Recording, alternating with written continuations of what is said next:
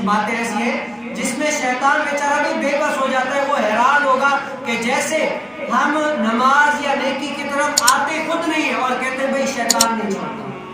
کیا ہے؟ ہم نماز کی طرف یا نیکی کی طرف آتے خود نہیں ہیں, بھائی صحیح ہے, صحیح ہمیں شیطان نہیں چھوڑتا. اور شیطان بھی حیران ہوتا ہوگا کہ یار یہ تو صرف میرا نام ٹائٹل جما رہا ہے, حالانکہ کرنا تو اس نے خود ہی نہیں ہے. بھائی شیطان تو یہ ہے جیسے نماز آدمی پڑھتا ہے, پڑھنے کے لیے گھر سے نکلا, پھر شیطان اس کو وسوسہ دلائے کہ بھائی ہاں بھائی نماز نہیں پڑھو, یہ کرو وہ کرو.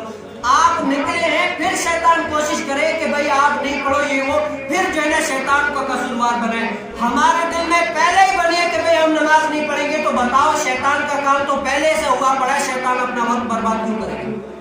شیطان کا دماغ خراب ہے کہ بھئی وہاں پر جو مجھے کام کرانا ہے وہ پہلے اس کام میں راضی ہے, تو میں اپنا وقت برباد کیوں کروں؟ میں جا کر اس کو اپنا وقت برباد کروں جو وہ پہلے سیدھے کام کرتا ہے, ان کو ورگلاؤں نا, جو پہلے میری سب میں ہے تو میں ان کو کیوں ورگلاؤں؟